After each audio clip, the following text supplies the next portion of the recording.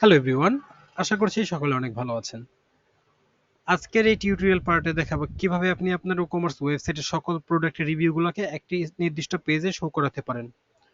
অর্থাৎ by default কোনো customer যখন আমাদের WooCommerce ওয়েবসাইটের কোনো প্রোডাক্টে একটি রিভিউ দেয়, সেই রিভিউটি আমার ওই পণ্যের জন্য ওই পণ্যের ভিতরেই শো করে।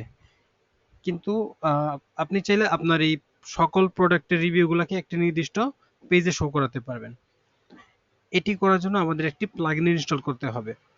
আমি যাব ওয়ার্ডপ্রেস ড্যাশবোর্ড থেকে একটি প্লাগইন থেকে অ্যাড নিউতে ক্লিক করব। অ্যাড নিউতে ক্লিক করে এখানে আমরা সার্চ করব কাস্টমার রিভিউ ফর WooCommerce। আমরা এটি লিখে সার্চ করব কাস্টমার রিভিউ ফর WooCommerce। এটি লিখে যখন আমরা সার্চ করব তখন আমরা একটি প্লাগইন পাবো। এই প্লাগইনটিকে আমরা ইনস্টল করে অ্যাক্টিভ করে নেব। ইনস্টল করে যখন আমরা অ্যাক্টিভ করব তখন আমরা যদি এখান থেকে রিভিউ অপশনে ক্লিক করি, এই প্লাগইনটি ইনস্টল করে অ্যাক্টিভ করার পর এখানে এই রিভিউ অপশনটি যুক্ত হবে। এটি অ্যাড করার পর আমরা এখান থেকে রিভিউতে ক্লিক করব। এখানে ক্লিক করার পর আমি দেখতে পারবো আমার WooCommerce ওয়েবসাইটে কতগুলো রিভিউ রয়েছে। এখানে সকল পণ্যের রিভিউগুলো এখানে শো করবে। তো আমি চাচ্ছি এই রিভিউগুলোকে একটা নির্দিষ্ট পেজে শো করাতে। তো নির্দিষ্ট পেজে শো করানোর জন্য আমি যাব এখান থেকে সেটিং থেকে যাব শর্টকাটে। এই শর্টকাটে যাওয়ার পর এখানে ওরা আমাকে একটি নির্দিষ্ট শর্টকাট দিবে, যে কোডটি ব্যবহার করে আমরা এটিকে শো করাতে পারি। তো এটি শো করানোর জন্য আমি এই শর্টকাটটিকে কপি করব।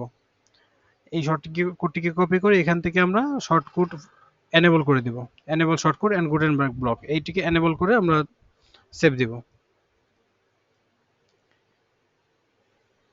তো এটিকে এনেবল করে সেভ দেওয়ার পর আমরা একটা নির্দিষ্ট পেজে যাব। পেজ থেকে আমরা নতুন একটি পেজ ক্রিয়েট করব।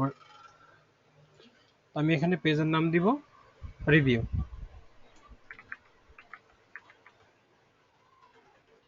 রিভিউ লেখার পর এখানে আমি একটা শর্টকাট নিব। শর্টকাট নেওয়ার পর আমি শর্টকাটটিকে বসিয়ে পাবলিশে ক্লিক করব। পাবলিশে ক্লিক করার পর এখন যদি আমি এই পেজটিকে ভিউ করি, সেক্ষেত্রে আমি দেখতে পাবো এখানে আমার WooCommerce ওয়েবসাইটে যে দুটি পণ্যের রিভিউ রয়েছে সেগুলো এই পেজে শো করছে। অর্থাৎ বর্তমানে আমার WooCommerce যতগুলো সাইটে পণ্য রয়েছে সকল পণ্যের যত রিভিউ কাস্টমার দিবে সবগুলো রিভিউ আমার এই নির্দিষ্ট পেজে শো করবে। আপনি চাইলে এই রিভিউগুলোকে আরো মডিফাই করতে পারেন। এখানে শর্টকাটের কিছু প্যারামিটার রয়েছে, যে প্যারামিটারগুলো ব্যবহার করে আপনি এগুলোকে আরো মডিফাই করতে পারেন। আপনি যদি চান একটা নির্দিষ্ট ক্যাটাগরির পণ্যের রিভিউগুলো শো করাতে, তাহলে আপনি এই ক্যাটাগরি প্যারামিটারটি ব্যবহার করে এটি করতে পারেন। আবার যদি আপনি এখানে নির্দিষ্ট লিমিট দিতে পারবেন যে এখানে কতটি বেশি রিভিউ শো করবে না। তো এই লিমিট দেওয়ার জন্য এখানে আপনার পার পেজ লিমিট এখানে 10 দেওয়া আছে। এখানে 10 দিয়ে আপনি এখানে যদি 20 দেন তাহলে সর্বোচ্চ 20টা রিভিউ শো করবে। আপনি এখান থেকে প্যারামিটার নিয়ে ব্যবহার করতে পারেন। তারপর রিভিউগুলো কিভাবে শো করবে, অ্যাসেন্ডিং আকারে না ডিসেন্ডিং আকারে, এগুলো এখান থেকে নির্ধারণ করতে পারবেন। তারপর শর্ট বাই, এটা কিভাবে শো করবে, ডেট আকারে শো করবে নাকি টাইটেল বা ট্যাক্সোনমি কি আকারে শো করবে, এখান থেকে আপনি এগুলোকে কন্ট্রোল করতে পারেন।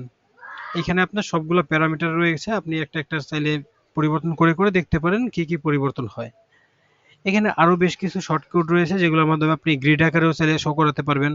চাইলে রিভিউগুলোকে একটি ক্যারোসেল আকারে যে কোনো জায়গাতে শর্টকাট ব্যবহার করে শো করাতে পারবেন। আশা করি এভাবে আপনি WooCommerce ওয়েবসাইটের রিভিউগুলোকে একটা নির্দিষ্ট পেজে শো করাতে পারবেন এবং ভিডিওটি আপনার জন্য হেল্পফুল হবে। অনেক সময় আমাদের ক্লায়েন্টরা এই ধরনের ব্যাপারগুলো চেয়ে থাকেন। আশা করি ভিডিওটি আপনার জন্য হেল্পফুল হয়েছে। ধন্যবাদ।